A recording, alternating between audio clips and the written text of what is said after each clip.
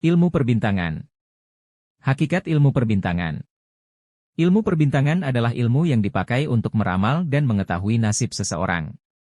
Karena ilmu ini menghubungkan antara nasib seseorang dengan bintang atau gugusan planet langit.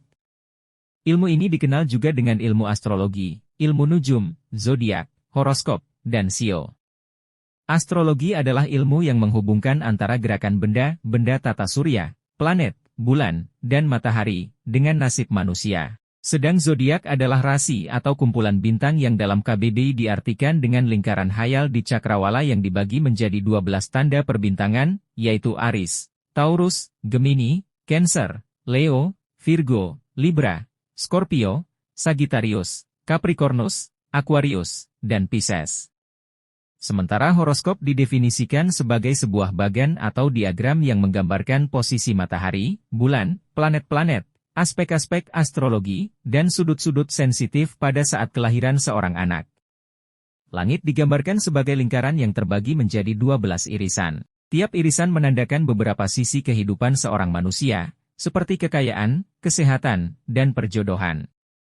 Horoskop adalah pengamatan posisi bintang-bintang pada waktu tertentu, seperti pada hari lahir seseorang dengan tujuan meramalkan masa depannya. Sebagai contoh zodiak horoskop adalah Capricornus. Bintang ini diberikan kepada orang yang dilahirkan antara 21 Januari sampai dengan 16 Februari. Demikian juga bintang Scorpio yang diberikan kepada orang dengan tanggal kelahiran antara 23 November sampai dengan 18 Desember. Sedangkan Sio adalah zodiak Tionghoa yang memakai hewan untuk melambangkan tahun, bulan, dan waktu dalam astrologi Tionghoa. Setiap individu diasosiasikan dengan satu Sio sesuai dengan tanggal kelahirannya. Sebagai contoh Sio Kerbau.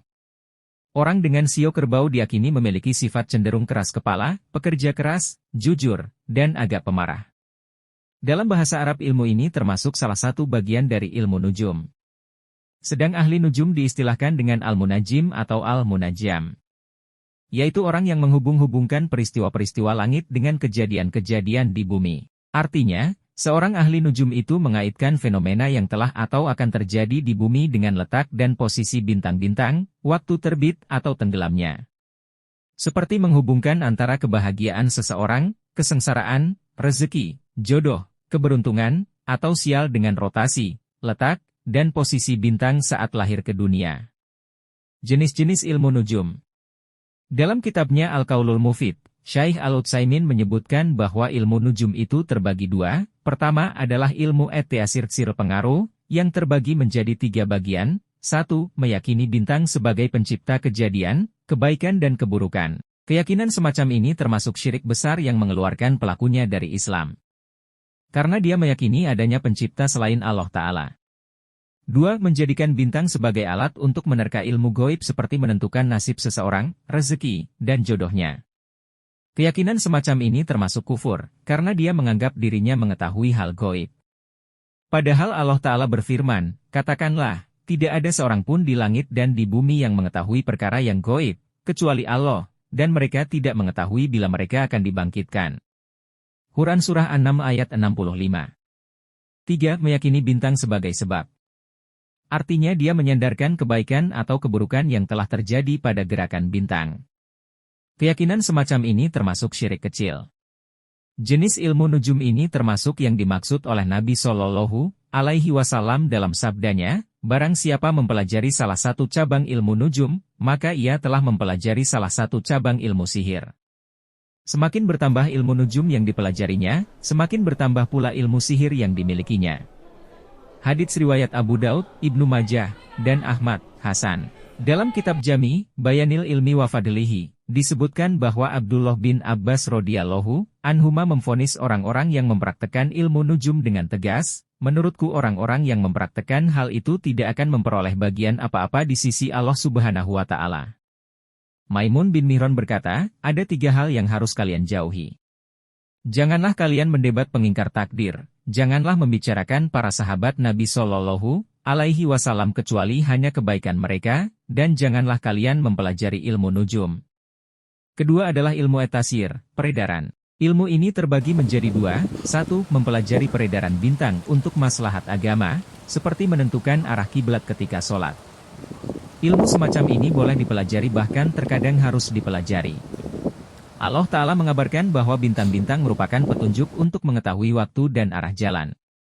Kalau seandainya bintang-bintang itu tidak ada, tentu orang yang berada jauh dari Ka'bah tidak dapat mengetahui arah kiblat.